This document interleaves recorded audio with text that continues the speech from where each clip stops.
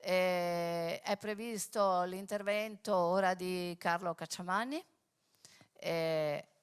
Buongiorno, Ciao Carlo, grazie della pazienza, so che siamo in ritardo. non ti Eh, preoccupare, figurati, anzi, grazie e scusatemi se non sono lì, ma come sai ho avuto un po' di problemi di salute e tuttora faccio un po' fatica a muovermi col treno e quindi mi dovete accontentare, che poi non è detto che non sia meglio. Insomma, mi dovete accontentarmi di vedermi da remoto. Provo a condividere la mia presentazione, se ci riesco. Vediamo un po'. Vedete qualcosa? non ancora?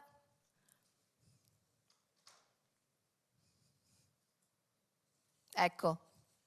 La vedete adesso? Sì, sì, prego. Perfetto. Allora, niente, io appunto cercherò di dire qualcosa, di fare una breve chiacchierata, ma proprio usando proprio il poco tempo perché è anche tardi, cercando di appunto di raccontare un po' che cosa questa nuova agenzia nazionale Italia Meteo può, come dire, contribuire per quelle che sono le azioni, le politiche di adattamento e mitigazione al cambiamento climatico, con soprattutto alcuni focus sulla questione dei, per esempio, la possibilità di avere dei servizi climatici in maniera un pochino più organizzata, per quanto riguarda la gestione del rischio idrogeologico idraulico, ma in generale quello indotto dal meteo, che chiaramente è, come dire, aumentato e aumenterà purtroppo a causa dei cambiamenti climatici, e non solo perché chiaramente viviamo in un territorio molto vulnerabile e molto esposto, però chiaramente il cambiamento climatico, come è stato detto ampiamente stamattina da chi mi ha preceduto, è sicuramente, diciamo, ha un'importanza notevole. Vabbè, queste sono tutte cose che sono state dette, diciamo, i cambiamenti climatici aumentano gli eventi estremi, la diminuzione, per esempio, degli eventi estremi freddi, l'aumento delle mareggiate, l'aumento degli eventi di precipitazione intensa, l'aumento dei periodi siccitosi. La cosa interessante è che ci sono alcune situazioni che sembrano essere un po' una sorta di rovescio della medaglia. Non so, abbiamo più periodi siccitosi e allo stesso tempo più precipitazioni intense. In realtà, e questo è assolutamente spiegabile dal fatto che l'aumento della temperatura dell'atmosfera crea, come dire, una situazione di massima instabilità, maggiore instabilità, per cui non c'è assolutamente da stupirsi se per esempio nell'area del Mediterraneo, che come noto è un hotspot, possiamo avere molti più periodi siccitosi intervallati, di lunga durata, intervallati da eventi di precipitazione estrema dove piova in un giorno quello che tipicamente può piovere in, non dico in un anno, ma in 6-7 mesi. Abbiamo avuto proprio nei recenti mesi 580 mm di pioggia in Liguria, abbiamo avuto le piogge eccezionali in Sicilia, abbiamo praticamente ormai situazioni di questo genere come dire, le contiamo ogni giorno. Qui vedete alcune figure che rappresentano un po' il nostro recente passato, dalla tempesta Vaia al tornado di Dolo, agli eventi grandinigeni della Riviera Romagnola con dei chicchi di grandine grandi quanto le palle da tennis e così via. Abbiamo situazioni ormai di questo tipo, potrei quasi dire normali. Ormai non ci stupiamo più di avere 40 gradi di temperatura a luglio, e quando, lo dico sempre, soprattutto agli studenti e ai ragazzi, quando io avevo la vostra età, 40 gradi a luglio non esisteva, cioè proprio non era una cosa che noi potevamo immaginare. Adesso invece sì. Quindi i rischi che corriamo nel Mediterraneo sono gli incendi boschivi, che ne avremo di più, avremo un maggior rischio idrogeologico, avremo un problema di risorsa idrica, quindi un impatto negativo sulla produzione agricola, dovuti anche ai più frequenti periodi di siccità, meno acqua disponibile, avremo una maggior richiesta di consumo di energia durante il periodo estivo per raffreddare, ecco, avremo poi chiaramente impatti sulla biodiversità, sulle nuove patologie, e chi più ne ha più ne metta. Quindi bisogna lavorare sulla mitigazione, sull'adattamento, come è stato detto. Bene, la strategia nazionale dei cambiamenti climatici che esiste in Italia, che è stata scritta e alla quale hanno lavorato in tanti ancora nel 2013, mi pare 2012-2013, prevede tutta una serie di settori di intervento che vedete connessi lì, E se ci andate a guardare un po' nel fino, non c'è nessuno di quei settori dove il ruolo della meteoclimatologia non abbia rilevanza. Quindi il monitoraggio e la previsione alle varie scale temporali, la valutazione della variabilità climatica presente, passata e anche futura, dove per futuro si intende diciamo, dal giorno al mese, alla stagione, all'anno, financo arrivare appunto agli scenari climatici, sono assolutamente, come dire, la meteoclimatologia offre un input fondamentale necessario per poter gestire qualunque, direi qualunque azione di adattamento, a partire proprio dalla disponibilità dei dati. E quindi cioè proprio anche solo del dato grezzo e comunque messo a disposizione di chi poi deve fare gli studi di settore o costruire i servizi climatici, fino a proprio arrivare invece alle valutazioni modellistiche più sofisticate che permettano di fare diciamo dei servizi specialistici di settore che poi sono quelli che servono nella società di oggi. Farò qualche esempio oggi. Che ruolo ha quindi la meteorologia e la climatologia? Proprio come dire, in maniera molto schematica l'ho divisa in tre parti. Da un punto di vista sicuramente il monitoraggio e quindi la conoscenza dello stato del clima attuale e futuro, dal punto di vista proprio degli scenari climatici, ma anche per quanto riguarda la gestione, visto che comunque il cambiamento climatico impatta anche nel day by day, c'è anche un tema che è quello del monitoraggio della previsione nel breve termine, perché chiaramente anche quella sarà comunque impattata dal cambiamento climatico. Il contributo alla realizzazione delle azioni di mitigazione e di adattamento, quindi per esempio ho fatto l'esempio dell'azione di riduzione del rischio idrologico idraulico, vedremo dopo come questo si esplica nel nostro paese. E l'altro aspetto è quello dello sviluppare dei servizi climatici che siano a supporto delle azioni di pianificazione anche nella direzione delle misure di adattamento, come è stato detto. Ad esempio in Italia c'è all'interno dello User Forum Copernicus italiano c'è una climatologia, un servizio di diciamo un forum di climatologia operativa dove sono stati individuati proprio quali sono oggi i servizi climatici che sono realizzati in Italia. È stato fatto una sorta di inventario e questo inventario, come dire, in questo inventario a cui hanno concorso un sacco di persone che operano più o meno a livello di strutture nazionali, regionali, delle ARPA, dell'Enea e anche del Dipartimento di Protezione Civile e di altri, del CNR e così via, si è fatto un po' un focus, una somma di quello che oggi l'Italia realizza dal punto di vista dei servizi climatici. C'è una documentazione che è disponibile, che chiaramente è quella che costituisce un network dei servizi, diciamo, che oggi sono già operativi. Ci sono delle problematiche che chiaramente dobbiamo essere in grado di migliorare.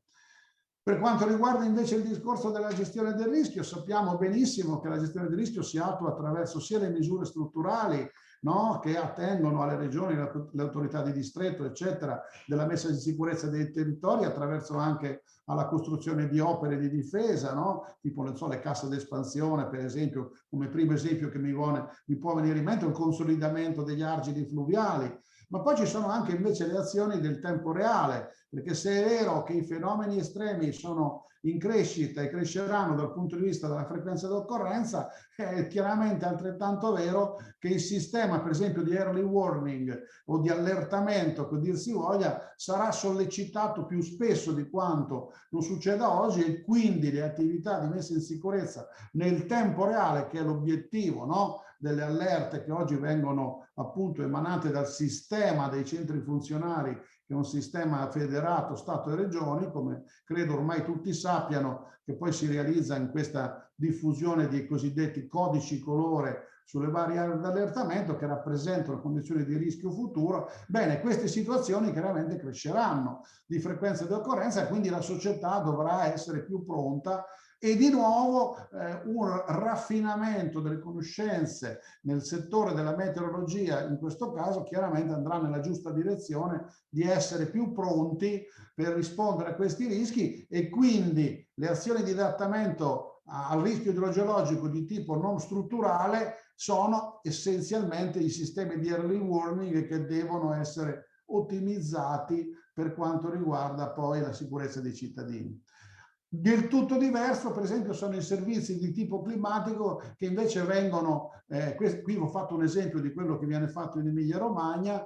ad esempio per quanto riguarda la pianificazione dell'irrigazione, dove per riuscire ad arrivare a un servizio di questo tipo, che serve per far risparmiare dell'acqua sostanzialmente e quindi va esattamente nella direzione di essere una misura di adattamento, mette assieme tecnologie diverse, che si parte dall'analisi dei dati satellitari ai modelli di bilancio idrico, alle previsioni meteorologiche, alle varie scale temporali, e sostanzialmente mettere assieme tutte queste informazioni di natura diversa produce poi un servizio che ne beneficia l'agricoltura in questo caso, quindi può usare meglio l'acqua l'agricoltore, e soprattutto quando acqua ce n'è poca in certe situazioni questo diventa un servizio, direi, di importanza strategica. Come si fa la meteorologia e la climatologia oggi in Italia? Vengo quindi al focus della presentazione. Oggi, come credo anche l'amico e collega Luca Mercalli, che sta lì, conosce benissimo, c'è una situazione molto dispersa nel nostro territorio. Abbiamo una moltitudine di strutture meteorologiche che operano a livello centrale, il Servizio Meteo dell'Aeronautica, e poi il Dipartimento della Protezione Civile c'è un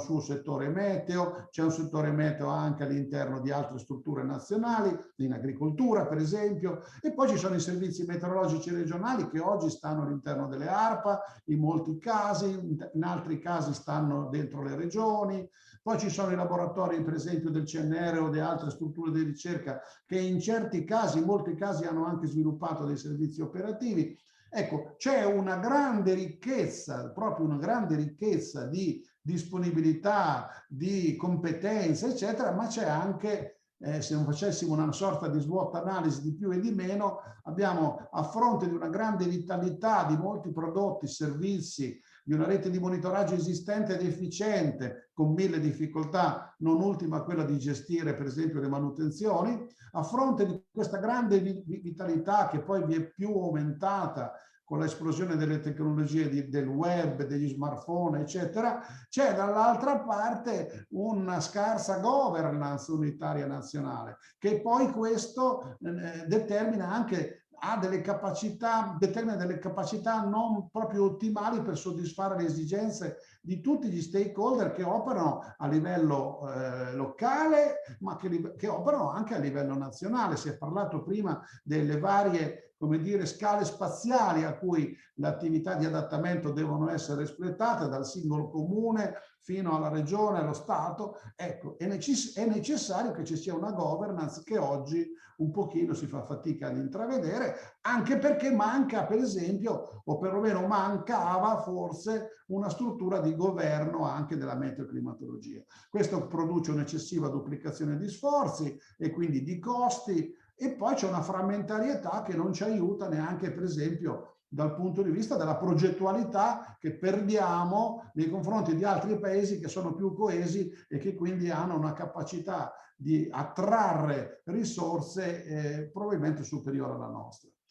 È nata l'Agenzia Italia Meteo dopo diversi tentativi nel passato falliti, che ha come scopo, articolo 1,549 della legge di bilancio del 2018, di rafforzare e razionalizzare l'azione nazionale nei settori della meteorologia e della climatologia, potenziando la competitività italiana. Ho volutamente trascritto l'articolo, diciamo il comma che dice questa cosa, perché dà un po' il senso di cosa deve fare questa agenzia.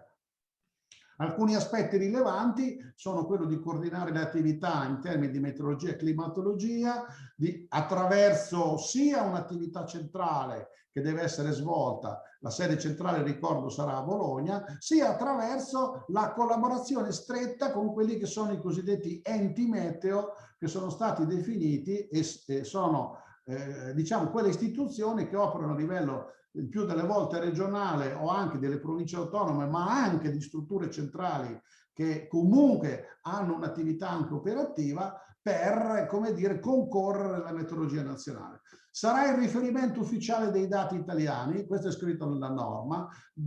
avrà il compito di accentrarli e di distribuirli, stabilirà una policy che quasi certamente sarà una policy il più possibile open, anche in risposta a quelle che sono le richieste, ma non le richieste, ormai le direttive europee. La direttiva europea sui open data parla anche di dati meteorologici che devono essere resi alla comunità e ai cittadini in maniera free, in modo tale che poi possano essere sviluppati in maniera più agevole anche da parte dei privati quei servizi, come dire, verso magari stakeholder che ne richiedano una specificità che richiede proprio un'attività proprio di un settore privato. Quindi c'è anche tutta un'attività pubblico-privato da sviluppare, da far crescere, proprio per far sviluppare e per far crescere il nostro paese. Poi chiaramente svolgerà le funzioni di servizio meteo nazionale previste dall'OMM e tutto ciò lo farà collegandosi anche col servizio meteorologico dell'Atlantica, che non è che scompare assolutamente, avrà un focus maggiore per la difesa e per la sicurezza, e Italia Meteo avrà un focus per tutti gli altri settori, ma chiaramente queste due strutture lavoreranno molto assieme, collaboreranno come poi avviene anche negli altri paesi europei, e collaboreranno anche con le strutture che già esistono sul territorio. Alcuni altri aspetti: fornire standard uniformi, si è parlato di una certa difformità, bisognerà costruire degli standard uniformi, bisognerà raccogliere i dati e distribuirli, dovremo molto essere più bravi a comunicare l'informazione, a divulgarla e così via. La voglio far breve. Se la potessi raccordare così, l'Agenzia Italia Meteo lavorerà in maniera trasversale un po' ai settori, diciamo, che sono quelli che vedete dentro quei colonne verticali, che vanno dalla protezione civile, l'ambiente, l'energia, i trasporti, l'agricoltura, e dovrà sviluppare anche dei prodotti di post-elaborazione, ripeto, assieme alle strutture regionali, a beneficio proprio di chi poi deve elaborare i piani di adattamento e a operare nella mitigazione alle varie tessiture territoriali, siano a livello nazionale sia a livello regionale e locale.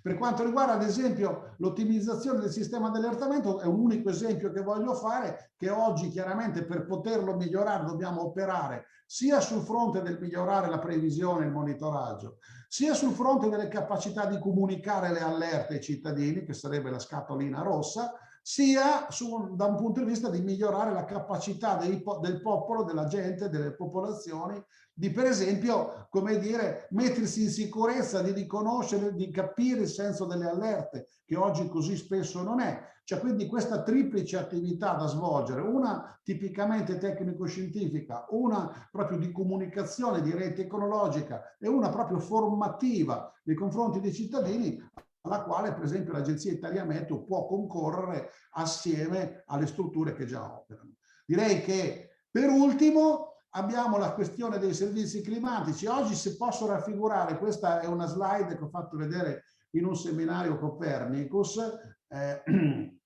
dove voi sapete che ci sono i servizi Copernicus che vengono dati per quanto riguarda i servizi climatici dal Copernicus Climate Change Service, che è AECNWF, che poi, come sapete, starà spostato a Bonn in Germania,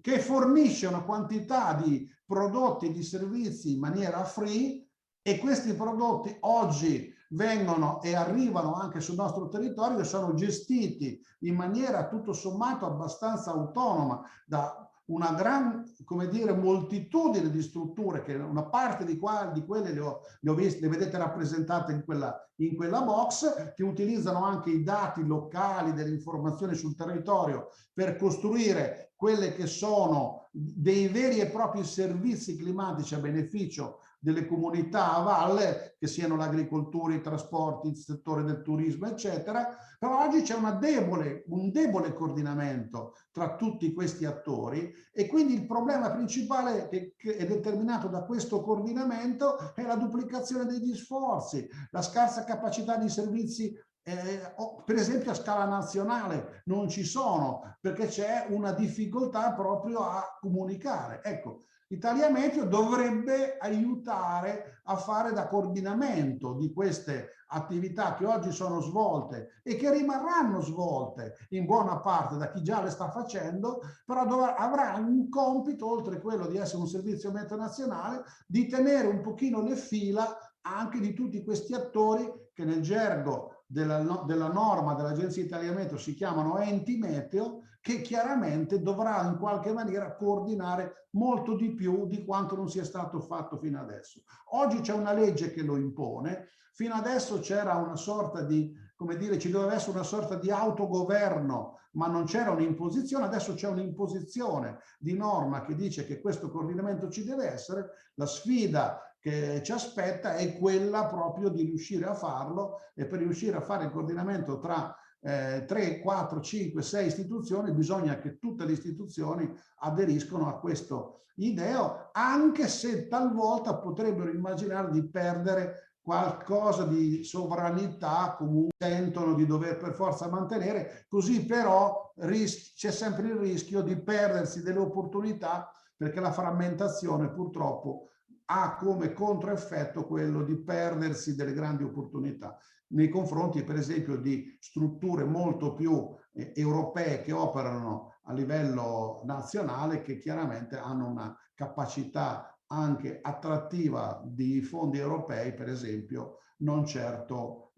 molto, molto, molto onerosa, che chiaramente questo fa un po' anche dispiacere, perché le competenze che abbiamo sul nostro territorio sono assolutamente molto molto elevate, dobbiamo solo fare lo sforzo di lavorare un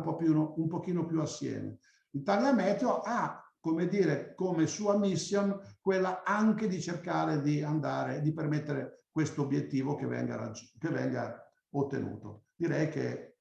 ho finito la mia presentazione. Grazie Carlo. Ti ringrazio molto. Noi speriamo nell'azione di Italia Meteo, perché appunto può essere utile a tutti, e soprattutto a creare, a superare, diciamo, quei laschi che ora esistono tra tutte le varie strutture che lavorano in questo ambito. Quindi grazie e buon lavoro soprattutto. Grazie. Passiamo ora all'intervento